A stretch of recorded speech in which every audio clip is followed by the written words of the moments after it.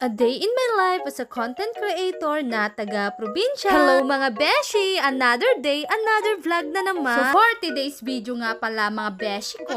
Kaninang umaga nga mga beshi ko, napadaan ko nga si Auntie Moning na nagtitinda ng gulay. Kaya naman nga ang sabi ko kay mama ko na bumili siya ng sitaw para perfect na i-combine sa may labong. At iba't ibang ulam nga ang binibenta ni Auntie. Meron din siyang mga karning bitbit at saka mga bangus. At ngayon nga mga beshi ko, si Auntie lang yung naglalakad na naglalako ng mga ulam. Kaya kung minsan nga mga beshi ko ay napakahirap hagilapin ni Auntie. Si Auntie Moning nga mga beshi ko ay kilala dito sa amin na masipag magtinda ng mga pang-ulam. At dito nga sa may labas mga beshi ko ay naabutan ko nga si Papa ko na naghahalo ng mga iaabono sa mga palay. Kaya naman nga mga beshi ko, para may magawa ako ay tinulungan ko itong maghalo sa mga abono. At kasama ko nga din dyan mga beshi ko ang aking kapatid na si Kuya Leo, si Ate Leia. At nilalagay na namin sa sako yung mga abono. At yung kaya lang naming bitbitin ang aming dadalhin sa bukid. At dyan nga mga beshi ko ay uunahin muna naming abonohan itong mga palay dito sa likod ng aming bahay. At tinulungan na namin si Papa ko para agad siyang matapos mga beshi ko. Wala kasi siyang kasama mga beshi ko sa pag-aabono, kaya naman nga ang sabi namin ng aking kapatid ay kami na lang ang kanyang kasama. Nung una nga mga beshi ko ay hindi ako marunong. Parang nagkukurkur kasi ako ng manok mga beshi ko kung ako'y magsaboy. Kaya naman nga hindi lahat ng palay ay nalalagyan ko ng abono. At itong si Kuya Leo nga mga beshi ko ay nagulat nga ako dito dahil nga marunong siyang mag-abono ng mga palay. At sa sobrang galing nga niya mga beshi ko ay pati ako ay sinabuyan niya ng mga abono. Kaya naman nga mga beshi ko, dahil nga mas mabilis mag-abono si Papa ko at saka si Kuya Leo, ang sabi ko ay silang dalawa na lang yung mag-aabono. At ako naman mga beshi ko ay makikikapit bahay muna. Yung katabi kasi ng aming bukid mga beshi ko ay patanim kasi nila ngayon. At yung mga nagtatanim kasi nilang ibang mga beshi ko ay mga followers ko. Kaya naman nga ay pinuntahan ko sila mga beshi ko. At heto pala si Kuya Reman mga beshi ko na napakasipag na mag-asway sa mga bukid. At itong mga aso ko nga mga beshi ko ay sumunod pa sa